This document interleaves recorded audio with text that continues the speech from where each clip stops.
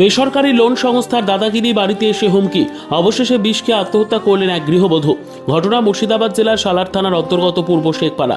পরিবার সূত্রে জানা গিয়েছে, শুক্রবার বিকেল নাগাদ বেসরকারি লোন সংস্থার এক আধিকারিক চিন্ময় দে বাড়িতে গিয়ে কিস্তি দেওয়ার জন্য চাপ দেয়। আর সেই টাকা না দিতে পারায় লোনের কিস্তি আদায়কারীদের অত্যাচারে কীটনাশক খেয়ে আত্মহত্যা করেন এক গৃহবধূ। রমরমিয়ে চলছে লোন দেবার নাম করে চড়া সুদের ব্যবসা। যদিও আরবিআই ব্যাংকের কোনো নিয়ম না মেনেই চালিয়ে যাচ্ছে তাদের এই ব্যবসা। সালারের এই ঘটনা যার জলজান্ত একটি উদাহরণ। একটি লোন আধিকারিকের এতটা ক্ষমতা আসে কি করে, সেটাই এখন বড় প্রশ্ন। লোনের কিস্তির টাকা শোধ দিতে না পারায় আদায়কারীদের অত্যাচারে কীটনাশকে আত্মহত্যা করলেন এক গৃহবধূ। এই ঘটনায় ব্যাপক চাঞ্চল্যের সৃষ্টি হয়। মৃতের নাম বিউটি বিবি, বয়স আনুমানিক 40 বছর। শুক্রবার বিকেল নাগাদ লোন আদায়কারীরা তার বাড়িতে গিয়ে কিস্তি দেওয়ার জন্য চাপ দেয়। তার পাশাপাশি হুমকি দেয় চিন্ময় দে নামক ওই লোন আদায়কারী। শেষমেশ লোনের কিস্তি আদায়কারীদের অত্যাচারে কীটনাশক খেয়ে আত্মহত্যা করেন ওই গৃহবধূ। পরিবারের লোকজনেরা জানতে পারে ওই গৃহবধূকে প্রাণ বাঁচাতে চিকিৎসার জন্য সালার প্রাথমিক স্বাস্থ্যকেন্দ্রে নিয়ে যায়। সেখান থেকে মহকুমা হাসপাতালে নিয়ে যাওয়ার পথেই মৃত্যু হয় গৃহবধূর। ঘটনায় গভীর শোক নেমে আসে গোটা সালার এলাকায়। তবে কি কখনোই থামবে না বেসরকারি লোন সংস্থার দাদাগিরি? এটাই সব থেকে বড় প্রশ্ন। কি বিষ খেয়েছে? বিষ খেয়েছে, ওই চালিয়ে দিয়ে। কেন? ওই তো সার বুঝছে বিষ খাও গা। কিসের সার? ওই তো বন্ধনের সার আচ্ছা, বিষ খেয়ে নিল? দিয়ে আমার বিটি ওই ধার দিয়ে গেল মতির গ্যারেজ দিয়ে কোথা দিকে এসে বিষ খেয়ে ছাগল বাঁধলে বাসন পেলা তুললে দিয়ে কলতলায় যে কক কক কক করে ভূমি করছে। না বুঝে আমার কি হইলো, মা কি হইলো, তোর কাছে গন্ধ করছে কেনা? দিয়ে তখন বুঝছে আমাকে যে সার মানছে না, বলছে বিষ খা। ওরকম বিষ খেতে বুঝলে বিষ খাবে কেনা খাবে? তোর স্বামী শোনা নতুন স্বামী এই 7 বছর পর আইছে তোকে আলেপ থেকে বে বললে না, তা তুই বিষ কেনা খাবি? সারার কথা শুনে বিষ খাবে? স্বামী কোথায় থাকে? সদিতে থাকে, আইছে এই 7 দিন। কত টাকা দিত কে? কিস্তি? 5,210 টাকা। কত টাকা লোন ছিল? কত টাকা লোন ছিল? বোধহয় 90,000।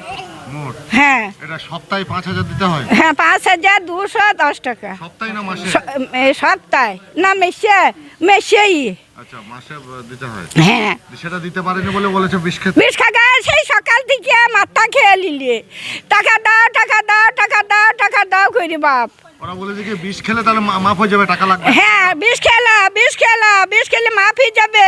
তা আমার বিটি বলছে বিষ খেলে এতগুলো লোকের সামনে সাক্ষী আছে, দেখো আমি বিষ খাবো, তো খাও গা, আমার নাই চাকরিটা হয়ে যাবে।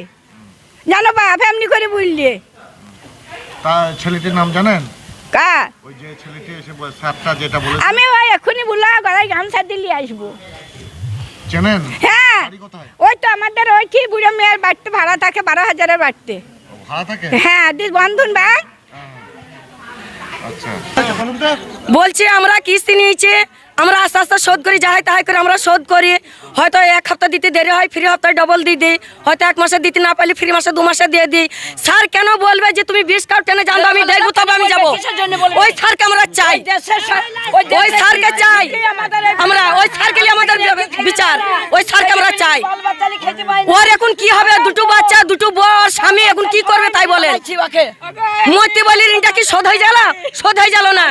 স্যার স্যারের নামটা কোন স্যারের নামটা রে?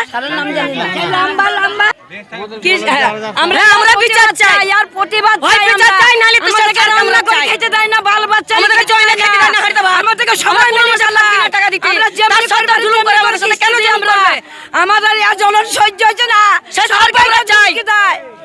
আমরা স্যারকে চাই। স্যার বলছে যতক্ষণ আমার ছোট খালা ভূমি করছে ততক্ষণ স্যার দেখেছে, ভূমি করে শেষে খালা যখন এসে জানছে পালাইছে, কিসের জন্য স্যার কাজ করলো তাকে চাই আমরা।